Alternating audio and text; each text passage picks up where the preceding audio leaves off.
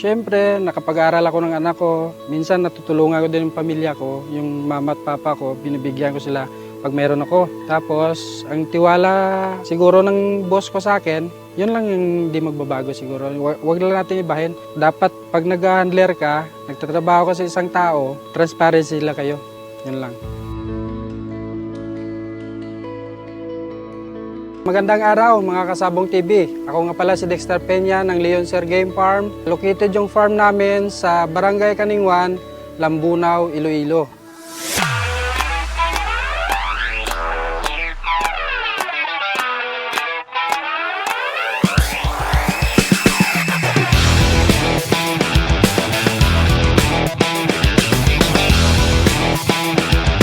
Nagsimula yung Leon Sir Game Farm last year 2022, January. Itinayo tong farm namin. Bali, ako yung nilagay ng kaibigan ko, kapatid ng kaibigan ko na nabase sa Amerika na ako magmamanage daw ng manok niya. Bali, yung kapatid ng kaibigan ko, ngayon lang may nagkakilala. Bali, nindorso lang ako ng isa ko ring kaibigan na si Tonek Asilar sa kanya. At doon kami nagsimula. Actually, hindi ako tubong Iloilo. Taga Negros talaga kami. Yung dati naming amo doon na si Ernie Inuwas, doon yung papa at mama ko doon nagtatrabaho. Yung papa ko handler, yung mama ko breeder. So, doon siguro na-develop yung kahiligan namin ng manok. Hanggang pumunta namin dito ng Iloilo, naiwan ako doon. Tapos pagpunta ko na dito na ako nag-high school, dito na ako nakabuo ng pamilya. Sa Leon Sir Game Farm, siguro mga 100 plus lang naman dito yung nakatali namin. Tapos may giradas din kami, may breeding pen, may flying pen lang, yun lang. Ang gusto kasi ni Rex Noel, kasi yung Leon Sir Game Farm, kabaliktaran ng pangalan niya, Rex Noel. Sabi niya, mag-breed kaya tayo ng pangsariling atin. Inquire tayo sa mga pwede natin makunan ng magagaling na manok. Tulad nga, sa sinabi ko kay Tonek, kumuha kami doon, 6 piraso. Tapos sa kaibigan niya sa Kuha Game Farm sa Cebu, na kumuha din siya doon. Tsaka sa akin din, sa mga kilala ko, kumuha din ako. Pang breed namin, in case na para may sarili kami. Kumuha kami kay Tonek, yung steward niya, tapos yung Gilmore, yung isa niya, yung Sandiats. Tapos yung kay Kuha, yung kinuha niya, 5K sweater, tsaka yung dingfair. Sa akin kasi yung kay Tonek, nakahanda na ako ng manok ni Tonek minsan eh. Alam ko na yung diskarte ng manok niya, yung mga palo, mga ano. Ang yung kay Borboran, ipang cross-cross lang siguro namin, pang-infuse lang namin kung ano. Pero nag-breed kami ng kay Borboran na sa kanya lang. Tapos kung anong resulta, to-cross lang namin. Sa ngayon, yung nag-breed kami itong season, pero mga 80 plus lang yung lalaki. Banded WPC lang talaga. Sa Young Guns, kasi unang sali namin first leg, nag-champion. Tapos second leg, 4 points. Tapos 2.5 sa last leg. All in all, 11.5 kami. Kami yung nag-fighter of the year sa Young Guns.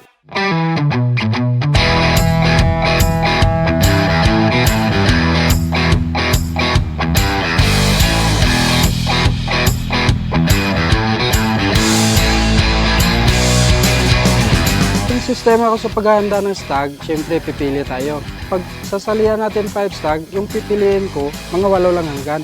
Para lang dyan sa dyan.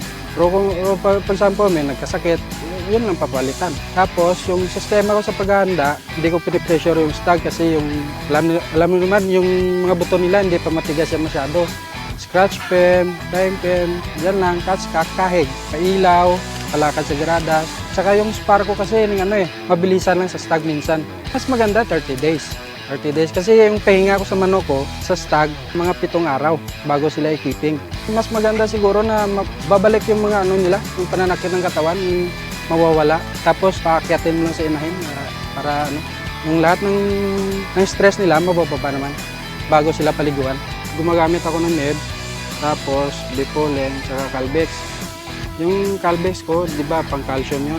Binibigyan ko lang sila ng alternate lang, ng kasabay din sa ibang gamot na ginagamit ko. Tapos yung Bipolen, same lang din. Tapos yung Meb ko, every 4 days, 0.3 yung ginagamit ko sa kanila. Sa conditioning ko. Sa loob ng 30 days. Sa last par, siguro, for example, meron kasi manok na sa araw na to, hindi siya magaling eh. Pagkasunod na araw, magaling din. Pag nagkataon sa last par ko, na di siya magaling, ipapasok ko pa rin. Kasi magaling sa pagkasunod na araw eh. Tapos yung paalang. tinitingnan ko lang yung paa. Pag nag-break sila, pumapasok din yung paa. Okay lang sa akin yun. Kahit sa last spar ko, di siya magaling. Pero overall na tinitingnan ko sa spar nila na bawat araw may di siya magaling. Pag sunod naman na spar, magaling siya. Okay lang din sa akin. Siguro una-una yung boss ko ngayon, si Rex Noel Tugay. Migo, thank you. Kasi binigyan mo ako ng chance na i-handle yung farm mo sa mga kaibigan ko. Kay Tonic Asilar, sa namayapa ko dati kong amo, boss, kung saan ka man. Salamat kasi siya yun talaga yung yung napakilala sa akin eh. Lahat sila dito sa nung una eh. Ang mga kasamahan ko dito sa farm, pamilya ko, mama, papa ko, sa asawa ko. Maraming salamat po sa inyong lahat.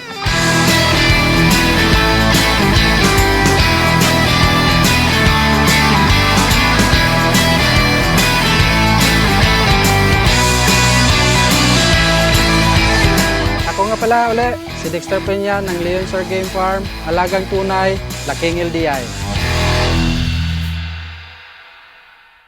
This portion was brought to you by Lakpue Drug Incorporated.